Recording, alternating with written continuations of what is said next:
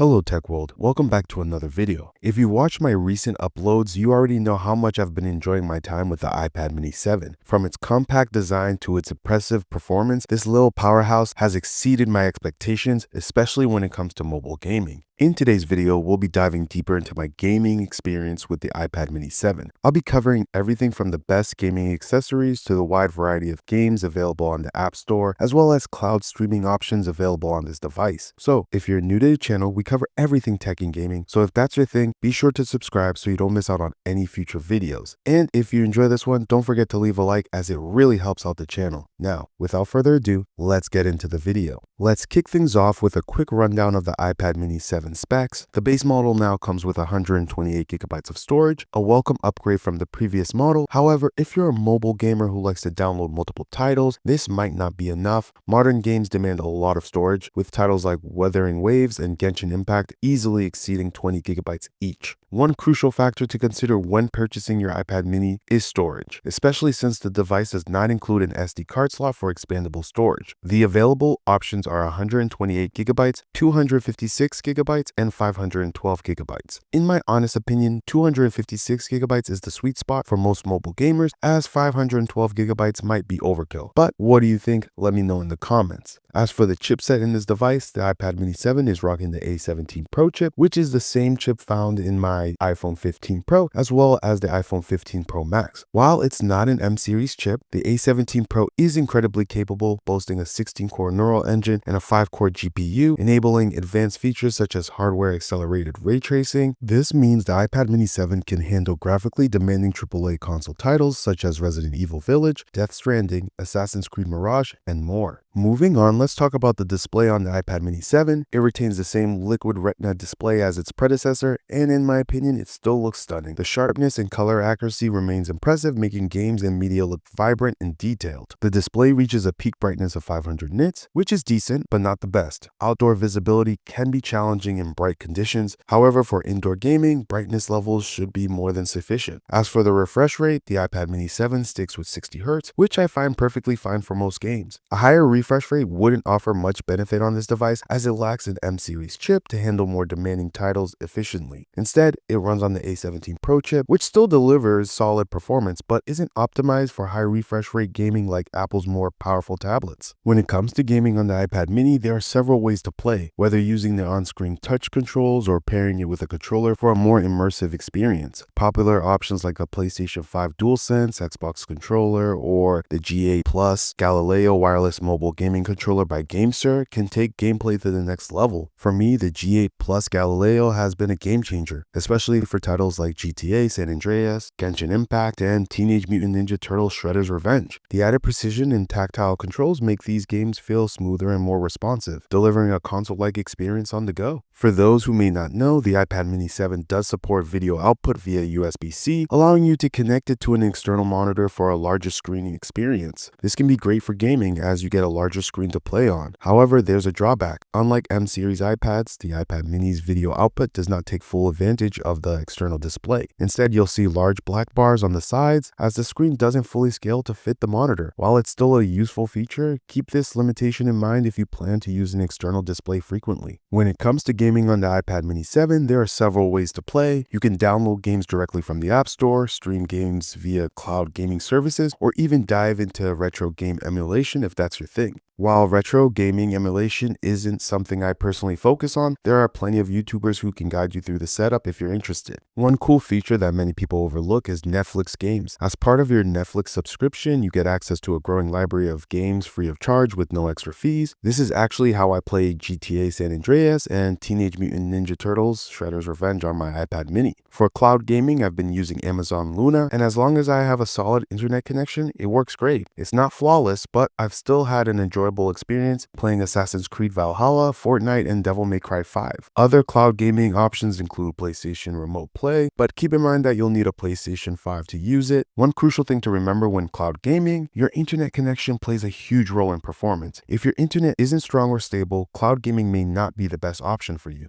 One of the things that has made gaming on the iPad mini 7 even more enjoyable for me is having the Wi-Fi and cellular model. While it's definitely not a necessity, the ability to play games on the go, whether outdoors, in the car, or anywhere without Wi-Fi has been a game changer. It's great knowing I don't have to rely on a hotspot or public Wi-Fi to stay connected and keep playing. However, there are some downsides to consider. The cellular model costs $150 more than the Wi-Fi only version, and you'll also need a cellular data plan, which can run around $20-25 per month, depending on your carrier. If you're someone who frequently plays games while traveling or in areas with limited Wi-Fi, it might be worth the extra cost, but for casual gamers, the standard Wi-Fi only model may be the better option. To wrap this video up, before anyone roasts me in the comments, yes, I know there are better gaming devices out there, whether it's PCs, gaming consoles, or dedicated handhelds. Trust me, I'm not here to claim that gaming on the iPad mini will give you the absolute best experience. That's not the point of this video. Instead, I just wanted to showcase what the iPad mini is capable of. While it might not be a traditional gaming device, it shouldn't be overlooked because not only can it run games, but it does a pretty solid job at it. As someone who games a lot across multiple devices, I can honestly say I've been having a blast playing on this compact powerhouse. As always, Tech World, it's been a pleasure. Thanks for watching, and I'll catch you in the next video.